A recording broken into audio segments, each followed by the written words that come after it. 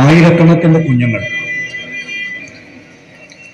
ഭക്ഷണം കിട്ടാതെ, വെള്ളം കിട്ടാതെ, വൈദ്യുതി ഇല്ലാതെ ഓരോ ദിവസവും ആയിരക്കണക്കിന് മനുഷ്യർ അവിടെ മരിച്ചു വീഴുമ്പോൾ, അവിടെ മരിച്ചു വീഴുന്ന കുഞ്ഞുങ്ങൾക്ക്, അവർ മരിച്ചു വീഴുന്നത് കാണുമ്പോൾ നിസ്സഹായരിൽ നിന്ന് തട്ടഹസിച്ച് കരയുന്ന ആ മാതാപിതാക്കൾക്ക്, അതിജീവനത്തിന് വേണ്ടി പടപൊരുതുന്ന പലസ്തീനിലെ ഗസയിലെ മനുഷ്യർക്ക് മുസ്ലിം യൂത്ത് ലീഗിന്റെ ഈ രാഷ്ട്രീയ സമ്മേളനം ഐക്യദാർഢ്യം പ്രഖ്യാപിക്കുകയാണ്, അവരോടൊപ്പം ചേർന്ന് നിൽക്കുകയാണ്. എന്തിനാണ് മുസ്ലിം യൂത്ത് ലീഗിന്റെ നിയോജകമണ്ഡലം കമ്മിറ്റി ഇങ്ങനെയൊരു പൊതുയോഗം ഇവിടെ സംഘടിപ്പിച്ചത് എന്നതിനെ സംബന്ധിച്ച് എനിക്ക് മുമ്പ് സംസാരിച്ചവരെല്ലാം ഇവിടെ സൂചിപ്പിക്കുകയുണ്ടായി. കേരളം ഇന്ന് വരെ കണ്ടിട്ടില്ലാത്ത എന്ന് ഞാൻ പറയുന്നില്ല, മലബാർ ഇന്ന് വരെ കണ്ടിട്ടില്ലാത്ത, മലപ്പുറം ഇന്ന് വരെ കേട്ടിട്ടില്ലാത്ത കാട്ടുകൊള്ളയാണ് മലയാളം സർവകലാശാലയുടെ ഭൂമി ഏറ്റെടുക്കലുമായി ബന്ധപ്പെട്ട് കേരളത്തിലെ ഉന്നത വിദ്യാഭ്യാസ മന്ത്രിയായ ശ്രീ KT ജലീലും കുറുവാ സംഘവും നടത്തിയത്. ആ കുറുവാ സംഘത്തിനെതിരായി സന്ദർഭോചിതമായി ഇങ്ങനൊരു പ്രതിഷേധ പൊതുയോഗം സംഘടിപ്പിച്ച നിയോജകമണ്ഡലം യൂത്ത് ലീഗ് കമ്മിറ്റിയെ ഞാൻ അഭിനന്ദിക്കുകയാണ്, അഭിവാദം ചെയ്യുകയാണ്. നമുക്കറിയാം, ശ്രീ KT ജലീൽ ഒരു കാലത്ത് മുസ്ലിം ലീഗിന്റെ പ്രവർത്തകനായിരുന്നു. അദ്ദേഹം യൂത്ത് ലീഗിന്റെ സംസ്ഥാന ജനറൽ സെക്രട്ടറി ആയിരുന്നു. സംഘടനാ വിരുദ്ധ പ്രവർത്തനം നടത്തിയതിന്റെ പേരിൽ മുസ്ലിം ലീഗിൽ നിന്നും പുറത്താക്കി. അധികാരം കിട്ടാൻ വേണ്ടി CPM-ൽ ചേർന്നു. അവിടെ MLA ആയി, അവിടെ മന്ത്രിയായി. അദ്ദേഹം മന്ത്രിയായ സമയത്ത് കേരളത്തിലെ മാധ്യമങ്ങളോട് അദ്ദേഹം പറഞ്ഞൊരു കാര്യമുണ്ട്. മഹാനായ CH മുഹമ്മദ് കോയ സാഹിബിന്റെ വാക്കുകൾ കടമെടുത്തിട്ടാണ് അന്ന് അദ്ദേഹം സംസാരിച്ചത്. CH എന്ന വാക്ക് പോലും ഉച്ചരിക്കാൻ യോഗ്യതയില്ലാത്ത വ്യക്തിയാണ് ശ്രീ KT ജലീൽ എന്ന കാര്യം നമ്മൾ ആരും വിസ്മരിക്കുന്നില്ല. എന്നാൽ ജലീൽ CH-ന്റെ വാക്കുകൾ കടമെടുത്തിട്ട് പറഞ്ഞു, ഞാൻ മന്ത്രിയായിരിക്കുന്ന കാലത്ത് ഞാൻ കഴിവുകെട്ട മന്ത്രിയാണ് എന്ന് നിങ്ങൾ കേട്ടേക്കാം. ഞാൻ കഴിവുകെട്ട മന്ത്രിയാണെന്ന് നിങ്ങൾ കേട്ടാലും ഞാനൊരു അഴിമതിക്കാരനാണ് എന്ന് നിങ്ങളെ കൊണ്ട് ഞാൻ പറയിപ്പിക്കില്ല എന്നായിരുന്നു അന്ന് ശ്രീ KT ജലീൽ പറഞ്ഞത്.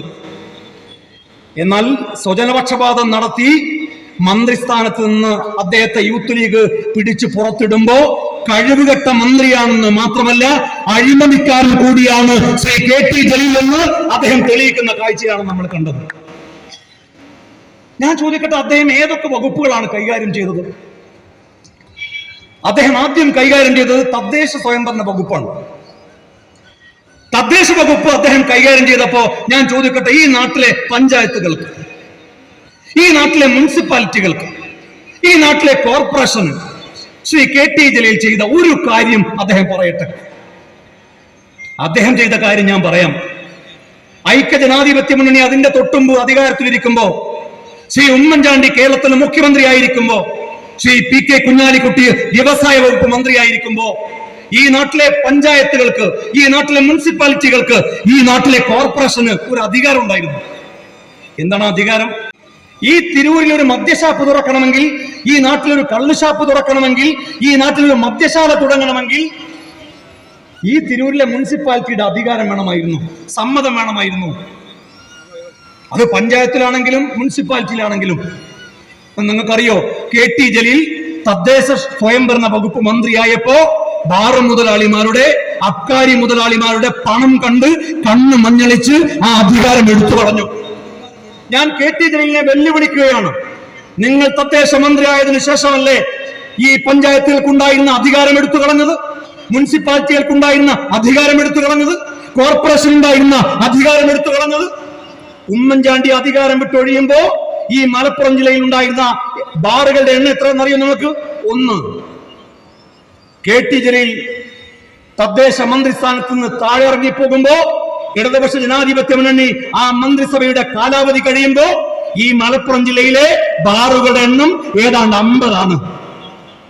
ഈ മലപ്പുറം ജില്ലക്ക് ഇത്രയധികം ബാറുകൾ കൊടുക്കാൻ കാരണക്കാരനായ മന്ത്രിയുടെ പേരേതെന്നാണെന്ന് ചോദിച്ചാൽ ഒരൊറ്റ ഉത്തരമാണ്.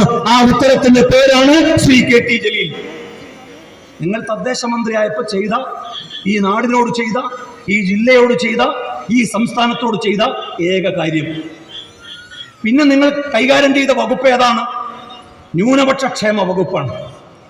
ന്യൂനപക്ഷ ക്ഷേമ വകുപ്പിൽ ഈ നാട്ടിലെ മുസ്ലിങ്ങൾക്ക് നിങ്ങൾ ചെയ്ത ഒരു സേവനം പറയും. ഈ നാട്ടിലെ ന്യൂനപക്ഷമായ ക്രൈസ്തവർക്ക് ന്യൂനപക്ഷ ക്ഷേമ വകുപ്പ് മന്ത്രിയായ ശ്രീ KT ജലീൽ ചെയ്ത ഒരു കാര്യം പറയും. അദ്ദേഹം ചെയ്ത ഏക ക്ഷേമകാര്യം എന്താണെന്നറിയോ? അദ്ദേഹത്തിന്റെ കുടുംബക്ഷേമകാര്യം മാത്രമാണ്. അദ്ദേഹത്തിന്റെ കീഴിൽ ഒരു മൈനോറിറ്റി ധനകാര്യ സ്ഥാപനമുണ്ട്, ന്യൂനപക്ഷ ക്ഷേമ ധനകാര്യ സ്ഥാപനം. ആ ധനകാര്യ സ്ഥാപനത്തിൽ അദ്ദേഹത്തിന് വെക്കാൻ പറ്റുന്ന ഏറ്റവും ഉയർന്ന പോസ്റ്റ് ഏതാണെന്നറിയോ? അത് ജനറൽ മാനേജറാണ്. ആ ജനറൽ മാനേജർ പദവിയിൽ ആരെയാണ് അദ്ദേഹം നിയമിച്ചത്? ജലീലിന്റെ മൂത്താപ്പന്റെ മോനെ. മൂത്താപ്പന്റെ മോനെ നിയമിക്കാനാണോ അദ്ദേഹത്തെ ന്യൂനപക്ഷ ക്ഷേമ മന്ത്രിയാക്കിയത്? ആ മൂത്താപ്പന്റെ മോനെ തന്നെ എങ്ങനെയാ നിയമിച്ചത്?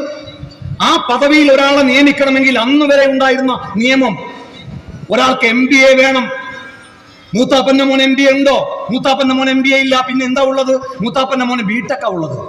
അപ്പൊ എന്ത് ചെയ്തു? MBA എന്നുള്ളത് മാറ്റി B.Tech ആക്കി.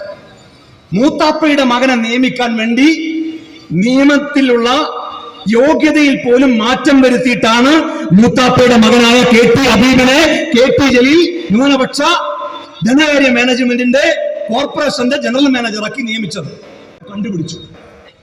യൂത്ത് ലീഗ് കൈയോടെ കണ്ടുപിടിച്ചപ്പോ മലപ്പുറത്ത് ആയിരക്കണക്കിന് ആളുകളെ സാക്ഷി നിർത്തി KT ജലീൽ പറഞ്ഞു, ഞങ്ങൾ പറഞ്ഞു രാജിവെക്കണം. ഇത് കൈയോടെ പിടിച്ചു. നിങ്ങൾ രാജിവെക്കുകയല്ലാതെ മറ്റു മാർഗമില്ല. അന്ന് അദ്ദേഹം എന്താ പറഞ്ഞത്? എന്നെ മന്ത്രിയാക്കിയത് പാണക്കാട് നിന്നല്ലടോ, എന്നെ മന്ത്രിയാക്കിയത് AKG സെന്ററിൽ നിന്നാണോ എന്ന് വീണ്ടും പറഞ്ഞാൽ നാവ് വായിലേക്കിടുന്നതിന് മുമ്പായി ആ മന്ത്രിസ്ഥാനത്ത് നിന്ന് പിടിച്ച് താഴെയിറക്കാൻ കഴിഞ്ഞ രാഷ്ട്രീയ യോജന സംഘടനയുടെ പേരാണ് മുസ്ലിം യൂത്ത് ലീഗ്. നാണം കെട്ട് രാജിവെച്ചു പോയി. ആരാ രാജിവെപ്പിച്ചത്? അതിന് ഉത്തരവിട്ടത് ലോകായുക്ത. എത്ര ലോകായുക്ത? 2 ലോകായുക്ത. ലോകായുക്തകൾ മാത്രമാണോ? അതും ഒരു ലോകായുക്ത. അവസാനത്തെ ഉത്തരവ് പുറപ്പെടുവിച്ച ലോകായുക്ത ആരാണ്? കേരളത്തിലെ മുഖ്യമന്ത്രിയായ ശ്രീ പിണറായി വിജയൻ നിയമിച്ച ലോകായുക്ത. 2 ലോകായുക്തകൾ അദ്ദേഹത്തിനെതിരായി. അത് കഴിഞ്ഞ് കേരള ഹൈക്കോടതിയിൽ അദ്ദേഹം പോയി. രക്ഷയില്ല. രാജ്യത്തിന്റെ പരമോന്നത നീതിപീഠമായ സുപ്രീം കോടതിയിൽ അദ്ദേഹം പോയി. രക്ഷയില്ല. അദ്ദേഹം നാണം കെട്ട് രാജിവെച്ചു പോയി.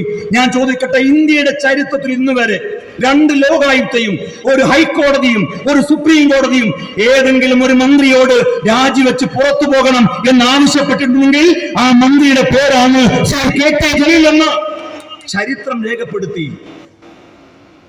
അത് കഴിഞ്ഞപ്പോ പിന്നെ ലീഗിനെതിരെ നിരന്തരമായി ആക്ഷേപം. എന്താ ലീഗിനെതിരെ ആക്ഷേപം? കുറെ കാലത്തേക്ക് പിന്നെ പുള്ളിയെ കാണാനുണ്ടായിരുന്നില്ല.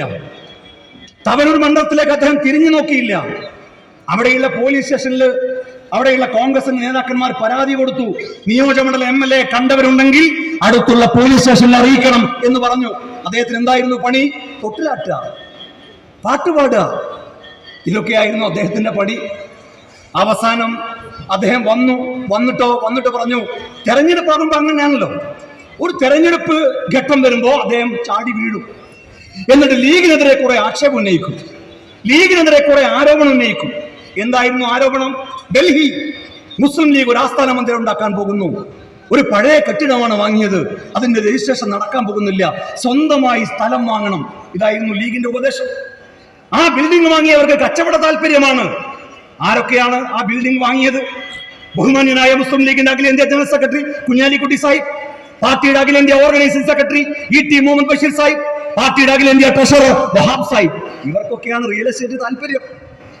അവിടെ കെട്ടിടം വാങ്ങി രജിസ്ട്രേഷൻ നടക്കാൻ പോകുന്നേ ഇല്ല എന്ന് നിരന്തരമായി അദ്ദേഹം സോഷ്യൽ മീഡിയയിൽ എഴുതി. അവസാനം എന്ത് സംഭവിച്ചു? അതിന്റെ രജിസ്ട്രേഷൻ നടന്നു എന്ന് മാത്രമല്ല, രാജ്യ തലസ്ഥാനത്ത് ദരിയാഗഞ്ചിൽ ഇന്ന് തലയുയർത്തി നിൽക്കുന്ന അതിമനോഹരമായ ഒരു ആസ്ഥാന മന്ദിരം ഈ രാജ്യത്തെ മർദ്ദിത ന്യൂനപക്ഷങ്ങൾക്ക് സമ്മാനിക്കാൻ ഇന്ത്യൻ യൂണിയൻ മുസ്ലിം ലീഗിന് സാധിച്ചു. അദ്ദേഹത്തിന്റെ ആക്ഷേപം എവിടെ പോയി? അദ്ദേഹത്തിന്റെ ആരോപണം എവിടെ പോയി? അത് കഴിഞ്ഞു. പിന്നെ കത്തുവ ലീഗിനെതിരെ, യൂത്ത് ലീഗിന്റെ സംസ്ഥാന കമ്മിറ്റിക്കെതിരെ, ദേശീയ കമ്മിറ്റിക്കെതിരെ കത്തുവ. കത്തുവയിലെയും ഉന്നാവയിലെയും പാവപ്പെട്ട കുഞ്ഞുങ്ങൾക്ക് കൊടുക്കേണ്ട പണം യൂത്ത് ലീഗിന്റെ PK ഫിറോസും CK സുബൈറും തട്ടിയെടുത്തു.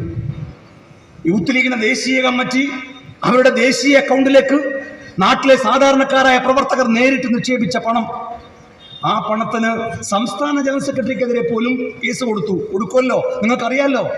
പോലീസിൽ സ്വാധീനം ചെലുത്തി കേസെടുപ്പിച്ചു. എന്നിട്ട് എന്തായി? കഴിഞ്ഞ നിയമസഭാ തെരഞ്ഞെടുപ്പിന്റെ തൊട്ടു മുമ്പാണ് കേസെടുപ്പിച്ചത്. എന്നിട്ടോ തെരഞ്ഞെടുപ്പ് കഴിഞ്ഞ് പോലീസ് അന്വേഷണം നടത്തി. അന്വേഷിച്ചപ്പോ അത് രാഷ്ട്രീയ പ്രേരിതമാണെന്ന് പിണറായി വിജയന്റെ പോലീസ് കണ്ടെത്തി ചവറ്റുമുട്ടയിലേക്ക് വലിച്ചെറിഞ്ഞില്ലേ? വയനാട് ഫണ്ട്, യൂത്ത് മുസ്ലിം ലീഗിന്റെ വയനാട്ടെ ഭൂമി, ആ ഭൂമി തോട്ട ഭൂമിയാണ്. അത് PK ബഷീറിനെയും PK ഫിറോസിനെയും അല്ല ഏൽപ്പിക്കേണ്ടത്, അത് വഹാബ് സാഹിബിനെയാണ് ഏൽപ്പിക്കേണ്ടത്. വഹാബ് സാഹിബ് വാങ്ങിയ ഡൽഹിയിലെ ഓഫീസ്, അതിന്റെ കുഴപ്പം. അതിന്റെ ഉദ്ഘാടനം കഴിഞ്ഞപ്പോൾ മൂപ്പര് വന്നിട്ട് പറഞ്ഞു CH മുഹമ്മദ് കോയ സാഹിബിന്റെ പേരില്ല, മുറുക്കി പേരില്ല. അന്നേ ഞാൻ പറഞ്ഞിട്ടുണ്ട്, ഏതെങ്കിലും ഒരു ചങ്ങാതി തലയിൽ മുണ്ടിട്ട് ഉദ്ഘാടനത്തിന്റെ അന്നോ അത് കഴിഞ്ഞിട്ടുള്ള ദിവസങ്ങളിലോ ഓഫീസിന്റെ പരിസരത്ത് എവിടെയെങ്കിലും കണ്ടാൽ ആ മുണ്ട് ഒന്ന് പൊക്കി നോക്കണം. ആ മുണ്ട് പൊക്കി നോക്കിയാൽ നിങ്ങൾക്ക് ഉറപ്പായും ഈ മാന്യദേഹത്തെ കാണാൻ കഴിയും. ഏതെങ്കിലും ബാത്റൂമിലെ ടാപ്പ് വർക്ക് ചെയ്യുന്നുണ്ടോ എന്ന് പരിശോധിക്കാനായിരിക്കും അദ്ദേഹം വരുന്നത് എന്ന് അന്ന് പറഞ്ഞതാണ്. കൃത്യമായി ഈ തിരൂരിൽ വെച്ചാണ് ഞാൻ അത് പ്രസംഗിച്ചത്. കൃത്യം അത് കഴിഞ്ഞപ്പോഴാണ് CHന്റെ പേരില്ല എന്ന് ആക്ഷേപം ഉന്നയിച്ചത്. വയനാട്ടിലെ ഭൂമിയെ കുറിച്ച് ആക്ഷേപമുണ്ടായി. തോട്ടഭൂമിയാണ്, ആ ഭൂമി ഏറ്റെടുക്കാൻ കഴിയില്ല എന്ന് പറഞ്ഞു.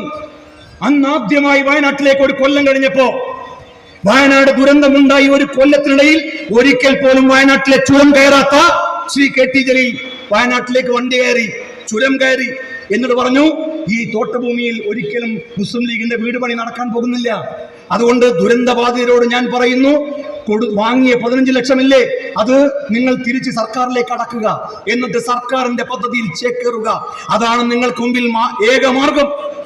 എന്നിട്ട് പറഞ്ഞു, വയനാട്ടുകാരെ ലീഗ് പറ്റിച്ചു. അവിടെ പള്ളി ഉണ്ട് എന്ന് പറഞ്ഞിട്ട്, അവിടെ മദ്രസ ഉണ്ട് എന്ന് പറഞ്ഞിട്ട് വയനാട്ടുകാരെ പറ്റിച്ചതാണ്. നിങ്ങൾ ആലോചിക്കണം. ആ ദുരന്ത ഭൂമിയിലെ ദുരന്തബാധിതരെ പോലും ഒരു പള്ളി കാണുമ്പോഴേക്ക്, ഒരു മദ്രസ കാണുമ്പോഴേക്ക് ഓടി അടുക്കുന്നവരാണ് എന്ന് പറഞ്ഞ് അവരെ ആക്ഷേപിച്ചില്ലേ ഈ മാന്യദേഹം? അതിന് മറുപടി പറഞ്ഞത്, പള്ളിയിലും മദ്രസയിലും പോകുന്നവരല്ല, പള്ളിയിലും മദ്രസയിലും പോകാത്ത മുസ്ലിങ്ങളല്ലാത്തവർ പറഞ്ഞു, ഞങ്ങൾക്കൊരു ദുരന്തമുണ്ടായപ്പോ, ഞങ്ങൾക്കൊരു പ്രയാസമുണ്ടായപ്പോ, ആ വയനാട്ടിൽ മുണ്ടക്കയിലും ചൂരൽമലയിലും ആ രാത്രിയിൽ ഉരുൾപൊട്ടൽ ഉണ്ടായപ്പോ, അതിന്റെ ആദ്യത്തെ മണിക്കൂറുകൾ മുതൽ ഈ നിമിഷം വരെ ഞങ്ങളെ ചേർത്ത് പിടിച്ച രാഷ്ട്രീയ പാർട്ടിയുടെ പേര് മുസ്ലിം ലീഗാണെന്ന്. അവിടെയില്ലേ, ഞാൻ മതം പറഞ്ഞു വേർതിരിക്കുകയല്ല, പക്ഷെ ഈ മനുഷ്യൻ അമ്മട്ടിൽ അവരെ ആക്ഷേപിച്ചത് കൊണ്ട് പറയുകയാണ്. എന്നിട്ടോ തോട്ടഭൂമിയാണ്, അവിടെ പണി നടക്കില്ല, അവിടെ വീട് പണി നടക്കില്ല, അവിടെ വീടുണ്ടാക്കാൻ കഴിയില്ല എന്ന് ആക്ഷേപിച്ച അതേ സ്ഥലത്ത്, ലീഗ് വാങ്ങിയ അതേ സ്ഥലത്ത് പാണക്കാട് സയ്യിദ് സാദിഖ് അലി ശിഹാബ് തങ്ങൾ ഈ കഴിഞ്ഞ 1-ാം തീയതി പോയി വീടിന്റെ നിർമ്മാണ പ്രവർത്തനം ആരംഭിക്കുന്നത് നമ്മൾ കണ്ടില്ലേ? ഇതല്ലേ യാഥാർത്ഥ്യം? ഞാൻ ഒരു കാര്യം പറയട്ടെ, ഈ മനുഷ്യൻ വയനാട് ഭൂമിയെക്കുറിച്ച് ഇമ്മട്ടിലുള്ള കള്ളം പ്രചരിപ്പിച്ച അന്ന് ഞാൻ തീരുമാനിച്ചു, നമ്മൾ നേരത്തെ ഒരു ഭൂമിയെക്കുറിച്ച് ആക്ഷേപം ഉന്നയിച്ചിരുന്നല്ലോ. ഈ തിരൂരിലെ മലയാള സർവകലാശാലയുടെ ഭൂമിയുമായി ബന്ധപ്പെട്ട്, അതിന്റെ ഏറ്റെടുക്കലുമായി ബന്ധപ്പെട്ട് ഒരു അഴിമതിയുടെ കഥകൾ നമുക്കറിയാമല്ലോ. ആ ഭൂമിയെക്കുറിച്ച് ഒന്ന് അന്വേഷിക്കണം. ഞാൻ അതിന്റെ അന്വേഷണങ്ങൾ നടത്തി ഞാൻ ചില ആളുകളുടെ അടുത്തൊക്കെ പോയി. ഈ ഭൂമി സർക്കാർ ഏറ്റെടുക്കുന്നതിന്റെ തൊട്ട് മുമ്പ് ഈ കുറുവാ സംഘത്തിന് കൈമാറിയ സാധാരണക്കാരായ മനുഷ്യരുണ്ട്. ഈ തിരൂരിലെയും പരിസരത്തുമുള്ള ഇവിടെ ഇരിക്കുന്ന നേതാക്കന്മാർക്കൊക്കെ അറിയാമത്. ഞാൻ അവരെയൊക്കെ പോയി കണ്ട് സംസാരിക്കാൻ തുടങ്ങിയപ്പോ ഉന്നത വിദ്യാഭ്യാസ മന്ത്രിക്ക് മാത്രമല്ല ഈ കുറുവാ സംഘത്തിന് വിവരം കിട്ടി, ഫിറോസ് ഇങ്ങനെ ഈ ഒരു സ്ഥലത്തിന്റെ പിറകിൽ നടക്കുന്നുണ്ട്. ഞാൻ ഈ അന്വേഷണമൊക്കെ കഴിഞ്ഞ് സൗദി അറേബ്യയിൽ ഒരു പരിപാടിക്ക് വേണ്ടി പോയി. ഒരു 10 ദിവസത്തെ ഗ്യാപ്പ്. ആ 10 ദിവസത്തെ ഗ്യാപ്പിനുള്ളിൽ ഈ ഉന്നത വിദ്യാഭ്യാസ മന്ത്രിയായിരുന്ന ഈ കാട്ടുകൊള്ളക്ക് നേതൃത്വം കൊടുത്ത ഒരാള് ഒരു ദിവസം ഒരു പത്രസമ്മേളനം നടത്തിയിട്ട് അതുവരെ ഫിറോസിന് കൂലിയും വേലയും ഇല്ലാത്ത ഫിറോസ് എങ്ങനെയാണ് വീട് വെച്ചത്, എങ്ങനെയാണ് സ്ഥലം വാങ്ങിയത് എന്ന് ചോദിച്ച ഈ മാന്യദേഹം പത്രസമ്മേളനം നടത്തിയിട്ട് പറയാണ്, ഫിറോസിന് കുറെ സ്ഥാപനമുണ്ട്, ഫിറോസിന് ഹോട്ടലുണ്ട്, ഫിറോസിന് ട്രാവൽസ് ഉണ്ട്, ഫിറോസിന് ദുബായിൽ വിസ ഉണ്ട്, മാസം 5.5 ലക്ഷം റുപ്യ ശമ്പളം. ഞാൻ തന്നെ ഒന്ന് ഞെട്ടി കേട്ടപ്പോൾ എൻ്റെ ഭാര്യ എന്നോട് ചോദിച്ചു, അല്ല മനുഷ്യൻ നിങ്ങൾക്ക് ശരിക്കും 5.5 ലക്ഷം റുപ്യ ശമ്പളം ഉണ്ടോ? ഇവിടെ സെയ്ദ് അലി മാഷ ഇരിക്കുന്നുണ്ട്. സെയ്ദ് അലി മാഷക്ക് ദുബായിൽ വിസ അല്ലേ, അവിടെ ഡ്രൈവിംഗ് ലൈസൻസ് ഇല്ലേ? ഇല്ലേ? ഗോൾഡൻ വിസ ഉണ്ട് സെയ്ദ് അലി. അവിടെ ഡ്രൈവിംഗ് ലൈസൻസ് ഉണ്ട്. കാരണം ഞാൻ ഡ്രൈവിംഗ് ലൈസൻസ് എടുക്കാൻ പോയ സ്ഥാപനത്തിൽ എന്നോട് പറഞ്ഞു, നിങ്ങളെ തിരൂരിലുള്ളൊരു സെയ്ദ് അലി മാഷക്ക് ഇവിടെ നിന്നാണ് ലൈസൻസ് കൊടുത്തത്. നിങ്ങൾ വിചാരിക്കുന്ന ആളല്ല, ദുബായ് ഡ്രൈവിംഗ് ലൈസൻസ് ഉള്ള ആളാണ് ഇവിടെ ഇരിക്കുന്നത്. ദുബായിൽ ഒരു ലൈസൻസ് കിട്ടാൻ അല്ലെങ്കിൽ ദുബായിൽ ഒരു വിസ കിട്ടാൻ പല ഫോർമാലിറ്റികൾ ഉണ്ടാവില്ലേ? അതന്നെ സാബുല്ലേ, സാബു ഇരിക്കുന്നുണ്ട്. സാബു ഉണ്ടല്ല അല്ലെ? സാബുവിന് വിസ ഉണ്ട്. എത്ര ആൾക്ക് ദുബായ് വിസ ഉണ്ട്? ആ ദുബായ് വിസ കിട്ടാൻ പ്രവാസികൾക്ക് അറിയാമല്ലോ, ഒരു കോൺട്രാക്ട് ഉണ്ടാക്കും. ആ കോൺട്രാക്റ്റിൽ ഒരു സാലറി കാണിക്കും.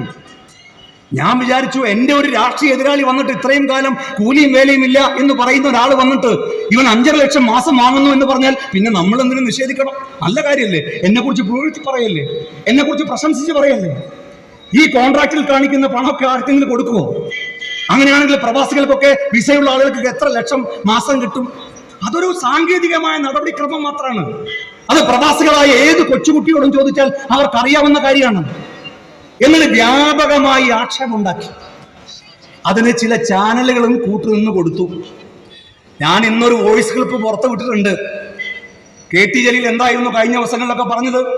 ഫിറോസിന്റെ വിവരങ്ങളൊക്കെ തരുന്നത് ഫിറോസിന്റെ കൂടെയുള്ള ആൾക്കാരാണെന്നാണ്. കൊപ്പത്തെ എമ്മിയിലേക്ക് ജലീൽ പോകുമ്പോൾ ജലീലിന്റെ കാറിലുള്ളത് 3 ആൾക്കാരാണ്.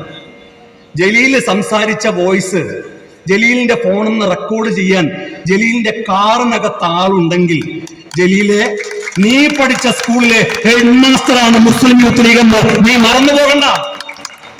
വരെ ആ വോയിസ് പുറത്തു വന്നപ്പോ പിന്നെ മിണ്ടിയിട്ടില്ലല്ലോ. ഇന്നലെ ചില തെളിവുകൾ പുറത്തു വിട്ടപ്പോ പിന്നെ ഫേസ്ബുക്കിലുള്ള എഴുത്തു മാത്രല്ലേ, മാധ്യമങ്ങളെ കാണുന്നില്ലല്ലോ. മണിക്കൂർ ഇടവിട്ട് പത്രസമ്മേളനം നടത്തിയ ആള് ഫിറോസ് 12 മണിക്ക് നടത്തിയാൽ 1:30 നടത്തണ്ടേ? അതല്ലേ ഹീറോയിസം എന്ന് പറഞ്ഞ് ഫേസ്ബുക്കിൽ പോസ്റ്റ് ഇട്ട് മാധ്യമങ്ങളെ കണ്ട ആള് ഇപ്പൊ പത്രസമ്മേളനം ഇല്ലല്ലോ. എന്തു പറ്റി? എന്നിട്ട് പറയാണ്, ഈ സംസാരിക്കുന്ന ആള് പറയാണ്, നമ്മൾ ഫിറോസിനെതിരെ എന്തൊക്കെ പറഞ്ഞിട്ടും ഇതങ്ങോട്ട് യേശുന്നില്ലല്ലോ. അപ്പോ ജലീല് പറയാണ്, ആ ഒരു ചാനൽ ഏറ്റെടുത്തിട്ടുണ്ട്, ഇനി അവര് കത്തിച്ചോളുന്നു. ആര്? ആ ചാനൽ കത്തിച്ചോളും. കഴിഞ്ഞ കുറെ ദിവസം ആ ചാനലിന്റെ പേര് ഞാൻ പറയാതെ നിങ്ങൾക്ക് എല്ലാവർക്കും അറിയാം. ആ ചാനൽ എനിക്കെതിരെ കൊടുത്ത വാർത്തകളുടെ എണ്ണം എണ്ണിയാലൊടുങ്ങില്ല. എത്ര വാർത്തകളാണ് കൊടുത്തത്? ഇന്നലെ മാത്രം കൊടുത്ത വാർത്തകളുടെ എണ്ണം എത്രയാണ്? മെനിയാന്ന് നിങ്ങൾക്കറിയാം. മെനിയാന്ന് കൊടുത്ത വാർത്ത എത്ര എണ്ണ? അതിന്റെ തലേ ദിവസം കൊടുത്ത എത്ര എണ്ണാണ്? ഇവരാരെയാണ് വെളുപ്പിക്കാൻ നോക്കുന്നത്? ഞാനൊരു കാര്യം പറയാം, നിങ്ങൾ എത്ര കത്തിക്കാൻ ശ്രമിച്ചാലും ശരി, നിങ്ങൾ മുട്ടിൽ മുറിച്ച മരങ്ങൾ മുഴുവൻ കൂട്ടിയിട്ട് കത്തിച്ചാലും ഈ ദേഹത്ത് ഒരു പോർന്ന് പോലും ഏൽപ്പിക്കാൻ നിങ്ങൾക്ക് കഴിയില്ല. നിങ്ങൾ കത്തിച്ചാൽ ആ തീ കെടുത്താനുള്ള ഫയർഫോഴ്സ് ആവാൻ മുസ്ലിം യൂത്ത് ലീഗിനും ഇന്ത്യൻ യൂണിയൻ മുസ്ലിം ലീഗിനും കഴിയും. നിങ്ങൾ എന്താ വിചാരിച്ചത്? ഏതെങ്കിലും ഒരു ചാനൽ മുതലാളി വിചാരിച്ചാൽ ഈ പാർട്ടി അങ്ങ് തകർത്തു കളയാമെന്നാണോ? ഏതെങ്കിലും ഒരു ചാനൽ മുതലാളി വിചാരിച്ചാൽ ഈ പാർട്ടി അങ്ങ് മൂക്കിൽ വലിച്ചു കളയാമെന്നാണോ നിങ്ങൾ വിചാരിച്ചത്? അങ്ങനെ ഒരു മൂക്കും കേരളത്തിലെ ഒരു മാധ്യമ പ്രവർത്തകനും ഒരു മാധ്യമ മുതലാളിക്കും ഇല്ല. നിങ്ങൾ ആര് വെളുപ്പിക്കാൻ ശ്രമിച്ചാലും ശരി, ഞങ്ങൾ മലയാള സർവകലാശാലയ്ക്കെതിരായ ഭൂമിയുമായി ബന്ധപ്പെട്ട അഴിമതിയാണ് കുറിച്ചാണ് സംസാരിക്കുന്നത്. എത്ര ഏക്കർ ഭൂമി? 11 ഏക്കർ ഭൂമി. ആ 11 ഏക്കർ ഭൂമി ആരുടെ കാലത്താ? UDFന്റെ ഭരണകാലത്തോ? ഓഹോ, അത് UDFന്റെ ഭരണകാലത്ത് ആണ് എന്ന് വരുത്തി തീർത്ത് ഈ കൊള്ളക്കാരെ രക്ഷപ്പെടുത്താം, ഈ കുറുവ സംഘത്തെ രക്ഷപ്പെടുത്താമെന്നാണോ നിങ്ങൾ വിചാരിക്കുന്നത്? ഐക്യജനാധിപത്യം മുന്നണി അധികാരത്തിലിരിക്കുമ്പോ നമ്മൾ എന്താ ചെയ്തെന്നറിയോ? നമ്മൾ അധികാരത്തിലിരിക്കുമ്പോൾ നമ്മൾ സർവകലാശാല കൊണ്ടുവന്നു. നമ്മൾ ഈ മലയാള സർവകലാശാല മാത്രമല്ല, നമ്മൾ കൊണ്ടുവന്നതല്ലേ കാലിക്കറ്റ് സർവകലാശാല, നമ്മൾ കൊണ്ടുവന്നതല്ലേ കണ്ണൂർ സർവകലാശാല, നമ്മൾ കൊണ്ടുവന്നതല്ലേ സംസ്കൃത സർവകലാശാല, നമ്മൾ കൊണ്ടുവന്നതല്ലേ Cochin university science and technology. ലീഗിന്റെ കയ്യൊപ്പില്ലാത്ത ഒരൊറ്റ സർവകലാശാലയും കേരളം രൂപീകരിച്ചതിന് ശേഷം ഈ നാട്ടിൽ നിങ്ങൾക്ക് കാണാൻ കഴിയില്ല. കുസാറ്റൊക്കെ വന്നതിനൊരു ചരിത്രമുണ്ട്. അനുയോജ്യം എന്ന് കണ്ടെത്തുക, ആ അനുയോജ്യമായ ഭൂമിക്ക് എത്രയാണ് വില എന്ന് നിശ്ചയിക്കുക. ഇപ്പൊ ഇവർ പറയുന്നുണ്ടല്ലോ, UDFന്റെ ഭരണകാലത്ത് 2016 ഫെബ്രുവരിയിൽ അവസാനത്തെ മണിക്കൂറിൽ ഒരു മിനിറ്റ്സ് കാണിച്ചിട്ട് മലപ്പുറം ജില്ലാ കലക്ടറുടെ ഒരു മിനിറ്റ്സ്, ആ മിനിറ്റ്സിൽ തന്നെ എനിക്ക് സംശയമുണ്ട്. ജലീൽ പങ്കുവെച്ചതാണ്. എന്താ കാര്യം എന്നറിയോ? ആ മിനിറ്റ്സിൽ സ്ഥല ഉടമകളുടെ പേരില്ല. ഞാൻ വിചാരിക്കുന്നത് ഇടതുപക്ഷം അധികാരത്തിൽ വന്നതിന് ശേഷം ഇവർ തട്ടിക്കൂട്ടി ഉണ്ടാക്കിയ മിനിറ്റ്സ് ആണ് എന്ന് എനിക്ക് സംശയമുണ്ട്. എന്താ കാര്യം? ആ മിനിറ്റ്സ് സർക്കാരിലെത്തിയപ്പോ ഡേറ്റ് എപ്പോഴാ? ഇടതുപക്ഷം അധികാരത്തിൽ വന്നതിന് ശേഷം. ഇടതുപക്ഷം അധികാരത്തിൽ വന്നതിന് ശേഷമാണ് ഈ മിനിറ്റ്സ് സംസ്ഥാന സർക്കാരിലേക്ക് എത്തിയത്. എന്നിട്ടോ രവീന്ദ്രനാഥ് ഉന്നത വിദ്യാഭ്യാസ മന്ത്രിയായപ്പോ നമുക്ക് രവീന്ദ്രനാഥുമായി പല അഭിപ്രായ വ്യത്യാസമുണ്ട്. നമുക്ക് രവീന്ദ്രനാഥുമായി ആശയപരമായി പല അഭിപ്രായ വ്യത്യാസമുണ്ട്. രവീന്ദ്രനാഥുമായി നമ്മൾ സമരം ചെയ്തിട്ടുണ്ട്. പക്ഷേ അദ്ദേഹം ഉന്നത വിദ്യാഭ്യാസ മന്ത്രി ആയിരുന്ന സമയത്ത് ഈ കൊള്ളക്ക് കൂട്ടുനിന്നിട്ടില്ല. ഈ മലയാള സർവകലാശാലയ്ക്ക് വേണ്ടി ഈ പറയുന്ന കുറുവാ സംഘം ഭൂമി ഏറ്റെടുക്കാനുള്ള ആ കൊള്ളക്ക് സി രവീന്ദ്രനാഥ് കൂട്ടുനിന്നിട്ടില്ല. കൂട്ടുനിൽക്കാതിരുന്നപ്പോഴാണ് ഈ കുറുവാ സംഘം രവീന്ദ്രനാഥിനെ മാറ്റിയിട്ട് ജലീലിനെ ഉന്നത വിദ്യാഭ്യാസ മന്ത്രിയാക്കുന്നത്. അദ്ദേഹം ഉന്നത വിദ്യാഭ്യാസ മന്ത്രിയായി കഴിഞ്ഞ ഉടനെ തന്നെ പിന്നെ ഡോക്യുമെന്റ്സ് ഒക്കെ ഇങ്ങനെ നീങ്ങുകയാണ്. എത്ര പെട്ടെന്നാണ് ഡോക്യുമെന്റ്സ് നീങ്ങിയത്. എന്നിട്ട് ജലീല് സ്വന്തം കൈകൊണ്ട് പറക്കായിരുന്നു. പിന്നെ അബ്ദുറബിന്റെ ഭാഷയിൽ പറഞ്ഞാൽ ലുട്ടാപ്പി കുന്തത്തിൽ പറക്കുന്നത് പോലെ അങ്ങനെ പറക്കായിരുന്നു. ഫയലൊക്കെ ത്വരിതഗതിയിൽ പറന്നു. എന്നിട്ടോ ജലീൽ എന്താ ചെയ്തെന്നറിയോ? ആദവനട്ടെ ഭൂമിയുടെ ഉടമകൾ കോടതി സമീപിച്ചു. അവർ പറഞ്ഞു ഞങ്ങളെ ഭൂമി ഞങ്ങൾ കൊടുക്കാൻ തയ്യാറാണ്. ഇപ്പൊ 1,60,000-നല്ലേ ഈ വെട്ടത്തെ ഭൂമി ഏറ്റെടുക്കാൻ പോകുന്നത് സർക്കാർ. ഞങ്ങൾ അതിന്റെ പകുതിയിൽ താഴെ ഭൂമി ഞങ്ങൾ സർക്കാരിന് തരാൻ വേണ്ടി തയ്യാറാണ് എന്ന് ഹൈക്കോടതിയിൽ അവർ ഹർജി കൊടുത്തു. ഹൈക്കോടതി പറഞ്ഞു 2019 സർക്കാരിനോട് പറഞ്ഞു, മന്ത്രിയോട് പറഞ്ഞു, അവരെ നിങ്ങൾ കേൾക്കണം, അവരുമായി ചർച്ച ചെയ്യണം. അവർ കുറഞ്ഞ വിലക്ക് ഭൂമി തരാൻ തയ്യാറാണെങ്കിൽ പിന്നെ എന്തുകൊണ്ടാണ് നിങ്ങൾ ചർച്ച ചെയ്യാത്തത്? അപ്പൊ ജലീൽ ഫയൽ എഴുതി, വേണ്ട ചർച്ച വേണ്ട, നമുക്ക് അപ്പീൽ പോകണം. അന്ന് പ്രിൻസിപ്പൽ സെക്രട്ടറി ഉഷ ടൈറ്റസ് ആണ്. ഉഷ ടൈറ്റസ് ചോദിച്ചു, നമ്മൾ ഭൂമി ഏറ്റെടുത്തിട്ടില്ലല്ലോ, നമ്മൾ ഇന്നുവരെ ഭൂമി ഏറ്റെടുത്തിട്ടില്ല, പിന്നെ എന്തിനാണ് നമ്മൾ അപ്പീൽ പോകുന്നത് എന്ന് ഉഷ ടൈറ്റസ് ഫയലിൽ എഴുതി വെച്ചു.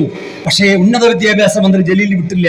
ജലീൽ പറഞ്ഞു നമ്മൾക്ക് അപ്പീൽ പോകണം എന്ന് മാത്രമല്ല, എത്രയും പെട്ടെന്ന് ഈ 17,61,00,000 രൂപ ഈ ആളുകൾക്ക് കൊടുക്കണമെന്ന ജലീൽ ഒപ്പിട്ട, ജലീലിന്റെ സ്വന്തം കൈപ്പടയിൽ ഒപ്പിട്ട ഫയലുകളാണ് ഞാൻ മെനിയാന്ന് വാർത്താ സമ്മേളനത്തിൽ മാധ്യമങ്ങൾക്ക് മുമ്പാകെ ഹാജരാക്കിയത്. ജലീലിന് അത് നിഷേധിക്കാൻ ഈ നിമിഷം വരെ കഴിഞ്ഞിട്ടില്ല. പക്ഷെ ജലീലിനൊക്കെ മറന്നുപോയി. ജലീലിനിപ്പോ ലില്ലീസ് ഗഫൂറിനെ അറിയില്ല. ജലീലിനിപ്പോ ലില്ലീസ് ഗഫൂറിന്റെ സഹോദരങ്ങളെ ഓർമ്മയില്ല. ജലീലിനിപ്പോ മന്ത്രി വി അബ്ദുറഹ്മാന്റെ സഹോദരങ്ങളുടെ മക്കളെ ഓർമ്മയില്ല. ജലീലിന് പഴയ കാലമാണ് ഓർമ്മയുള്ളത്. ഏത് കാലം? ബാലരമ വായിച്ച കാലം. ജലീലിനിപ്പോ മായാവി ഓർമ്മയുണ്ട്, ജലീലിനിപ്പോ ഡാഗിനിയെ ഓർമ്മയുണ്ട്, ജലീലിനിപ്പോ കുട്ടൂസനെ ഓർമ്മയുണ്ട്. ജലീലിന് ലില്ലീസിനെ ഓർമ്മയില്ലെങ്കിൽ, ജലീലിന് ഈ പറയുന്ന ലില്ലീസിന്റെ സഹോദരങ്ങൾ ഓർമ്മയില്ലെങ്കിൽ, ജലീലിന് മന്ത്രി വി അബ്ദുറഹ്മാന്റെ സഹോദരന്മാരുടെ മക്കളെ ഓർമ്മയില്ലെങ്കിൽ, ഈ ഓർമ്മ ശക്തി ഒരു 6 മാസം കൂടി കഴിഞ്ഞാൽ തിരിച്ചു വരിക തന്നെ ചെയ്യുമെന്ന് ഉന്നത വിദ്യാഭ്യാസ മന്ത്രിയായിരുന്ന ശ്രീ KT ജലീലിനെ ഞങ്ങൾ ഓർമ്മപ്പെടുത്താൻ ആഗ്രഹിക്കുകയാണ്. ഞങ്ങൾക്കെതിരെ അടിസ്ഥാനരഹിതമായ ആരോപണം ഉന്നയിച്ചിട്ട് ഈ കാട്ടുകൊള്ളയില്ലേ, ഈ 17,65,00,000 രൂപയില്ലേ, ഈ പണം എവിടെയാണ് ചെലവഴിച്ചത് എന്ന് നമുക്കറിയാം. ജലീൽ എന്താ പറഞ്ഞത്? ജലീൽ പറഞ്ഞത് സ്വന്തം മോള കല്യാണം ആർഭാടരഹിതമായി, മഹർ പോലും ഖുർആനാണ് കൊടുത്തത്. ജലീൽ പറയാണ് എന്റെ മോള കല്യാണത്തിന് 11 ലക്ഷം രൂപ ചെലവായി, അത് തന്നെ ഞാൻ എന്റെ ഭാര്യയുടെ അടുത്ത് നിന്ന് കടം വാങ്ങിയാണ്. എന്നിട്ട് ഭാര്യക്ക് മാസാമാസം ഞാൻ തിരിച്ചടക്കുകയാണ്. സ്വന്തം ഭാര്യക്ക് പോലും ഈ മനുഷ്യനെ വിശ്വാസമല്ല, അതുകൊണ്ടാണല്ലോ മാസാമാസം തിരിച്ചടവ് വാങ്ങുന്നത്. എങ്ങനെ എനിക്ക് മനസ്സിലായില്ല. ലളിതമായ വിവാഹം, മഹർ ഖുർആന്, ഒരു തരി സ്വർണ്ണമില്ല, എന്ന കല്യാണത്തിന് ചെലവ് 11 ലക്ഷം. അതെന്നെ ഭാര്യന്റെ അടുത്ത് നിന്ന് കടം വാങ്ങാം. എന്നാൽ മാമാങ്കം നടത്തിയിട്ടുണ്ട് കഴിഞ്ഞ തെരഞ്ഞെടുപ്പുകളിലൊക്കെ KT ജലീൽ. ആ മാമാങ്കം നടത്താനുള്ള പണം ആരുടെയും കയ്യിൽ നിന്ന് കടം വാങ്ങിയതല്ല, അത് ഈ ലില്ലീസ് ഗഫൂറിന്റെയും അവരുടെ സഹോദരന്മാരുടെയും മന്ത്രി വി അബ്ദുറഹ്മാന്റെ സഹോദരന്മാരുടെ മക്കളുടെ കയ്യിൽ നിന്ന് ഒറ്റത്തവണയായിട്ട് വാങ്ങിയതാണ്. ആ ഒറ്റത്തവണ വാങ്ങിയതിന് നിങ്ങൾ മറുപടി പറയേണ്ടി വരും, ഒരു സംശയം വേണ്ട. ഇപ്പൊ ചോദിക്കുന്നത് എന്താ നിയമസഭയിൽ കുഞ്ഞാലിക്കുട്ടി സാഹിബ് പറയാത്തത്? എന്താ സ്ഥലം MLA നിയമസഭയിൽ പറയാത്തത്? നിയമസഭയിൽ അടിയന്തര പ്രമേയമായി നേരത്തെ ലീഗ് ഈ വിഷയം അവതരിപ്പിച്ചപ്പോ അടിയന്തര പ്രമേയത്തിന് അനുമതി നിഷേധിച്ചിട്ട് കണ്ടം വഴി ഓടിയ ആളാണ് ഈ ഉന്നത വിദ്യാഭ്യാസ മന്ത്രിയായിരുന്ന ശ്രീ KT ജലീൽ. ഇപ്പൊ പറയാണ് സഭയെ പറയട്ടെ. ആദ്യം നിങ്ങൾ സഭയെ പറഞ്ഞു ഒന്ന് പാലിക്കും. എന്താ നിങ്ങൾ സഭയെ പറഞ്ഞത്? ബന്ധു നിയമനം കൈയോടെ തെളിയിച്ചാൽ, ബന്ധു നിയമനത്തിൽ ഞാൻ കുറ്റക്കാരനാണെന്ന് തെളിഞ്ഞാൽ എന്റെ പൊതുപ്രവർത്തനം അവസാനിപ്പിക്കുമെന്ന് നിയമസഭയിൽ വീരവാദം മുഴക്കിയ KT ജലീലിന് ആ വാദം ഇന്ന് വരെ ഒന്ന് സമ്മതിച്ചു തരാൻ, ഇന്ന് വരെ പൊതുപ്രവർത്തനം അവസാനിപ്പിക്കാൻ, ഈ പൊതുപ്രവർത്തനവുമായി ഈ തെരുവിലൂടെ ഇപ്പൊ ഇങ്ങനെ നടക്കുന്നത് ഈ മലയാളിയില്ലേ, ഈ മലയാളിയുടെ ഔദാര്യമാണെന്ന് KT ജലീലെ നീ മറന്നു പോകണ്ട. എന്നിട്ട് പറയാണ് ജലീല്, എന്താ പറയുന്നത്, ഫിറോസ് ലീഗിൽ ഒറ്റപ്പെടുന്നു, ലീഗിനെതിരെ പടയൊരുക്കം, ഒരു ചാനലിലെ കൂട്ടുപിടിച്ചിട്ടേ. ഞാൻ പറയട്ടെ, ഈ പ്രവർത്തകരിൽ എന്റെ മുമ്പിൽ തടിച്ചുകൂടിയ ഈ പാർട്ടിയുടെ പ്രവർത്തകർ, ആ പാർട്ടിയുടെ പ്രവർത്തകരാണ് ഞങ്ങളുടെ ഓരോ പ്രവർത്തകന്റെയും കരുത്ത്. പാർട്ടിയുടെ ഭാരവാഹി സ്ഥാനത്തിരിക്കുന്ന ഓരോരുത്തരുടെയും കരുത്ത് ഇവിടെ ഇരിക്കുന്ന നേതാക്കന്മാർ, പാർട്ടിയുടെ സംസ്ഥാന നേതാക്കന്മാർ, ആ നേതാക്കന്മാരാണ് മുസ്ലിം ലീഗിന്റെ ബലം എന്ന് പറയുന്നത്. ആ ബലത്തിൽ, ഈ പാർട്ടി പ്രവർത്തകന്മാരുടെ കരുത്തിൽ നിങ്ങൾക്ക് ഏതെങ്കിലും ചാനലിനെ കൂട്ടുപിടിച്ച് 4 വാർത്ത കൊടുക്കുമ്പോഴേക്ക് ഞങ്ങളെയൊക്കെ പേടിച്ചങ്ങ് പിന്മാറിപ്പോകുമെന്നാണ് നിങ്ങൾ വിചാരിച്ചതെങ്കിൽ ഞാൻ പറയട്ടെ, നിങ്ങൾ വിഡ്ഢികളുടെ സ്വർഗത്തിലല്ല, വിഡ്ഢികളുടെ നരകത്തിലാണ് എന്ന് അത്തരം ആളുകളോട് വളരെ മാന്യമായി ഓർമ്മപ്പെടുത്താനാണ് ഞാൻ ആഗ്രഹിക്കുന്നത്. ഞാൻ ദീർഘിപ്പിക്കുന്നില്ല. ഒറ്റ കാര്യം ഞാൻ പറയാം, പരമാവധി പിടിച്ചേക്കാൻ ഒരു 6 മാസം കൂടി. 6 മാസം കഴിഞ്ഞാൽ ഞാൻ നിങ്ങൾക്ക് ഉറപ്പു തരുന്നു, ചങ്കിൽ ജീവനുള്ളിടത്തോളം കാലം KT ജലീലിനെ മാത്രമല്ല, ഈ കുറുവാ സംഘത്തെ മുഴുവനും അവരുടെ കയ്യിൽ നിന്ന് ഈ 17,65,00,000 മാത്രമല്ല. ഇപ്പൊ ചില ആൾക്കാരൊക്കെ പേടിച്ചിട്ട് ഭൂമി വിൽക്കാൻ തുടങ്ങിയിട്ടുണ്ട്. ഭൂമി വിൽക്കാൻ തുടങ്ങി. ചില ആളുകൾ ഈ പറഞ്ഞ സ്ഥലം സർക്കാരിന് വിറ്റ ആൾക്കാരൊക്കെ അല്ലേ, അവരെ തറവാട്ടി സ്വത്തൊക്കെ ഇപ്പൊ വേഗം പേര് മാറ്റുക. എന്താ കാര്യം എന്നറിയോ? അറ്റാച്ച്മെന്റ് വരുമെന്ന് പേടിച്ചിട്ട്. നിങ്ങളുടെ കയ്യിൽ നിന്ന് ആ 17,65,00,000 മാത്രമല്ല, ഇത്രയും കാലം അതിന്റെ പലിശ സഹിതം തിരിച്ചു പിടിക്കും എന്നും മാത്രമല്ല, KT ജലീലിനെയും ഈ കുറുവാ സംഘത്തെയും ജയിലിലടക്കുന്നത് വരെ ആ സമര പോരാട്ടങ്ങൾക്ക് നമ്മൾ നേതൃത്വം കൊടുക്കും. പക്ഷേ ഒരു ചെറിയ ഔദാര്യം, ഞാൻ നിങ്ങളുടെ സമ്മതം വാങ്ങണം, ഒരു ചെറിയ ഔദാര്യം നമുക്ക് ജലീലിന് കൊടുക്കണം.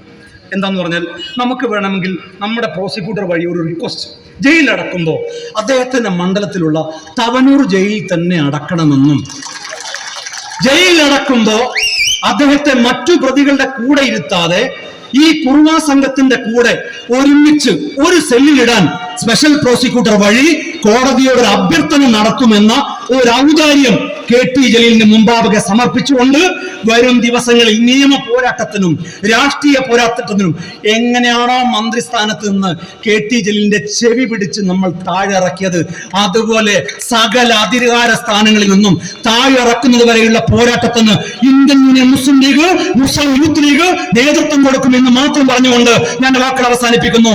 ജയ് മുസ്ലിം യൂത്ത് ലീഗ്.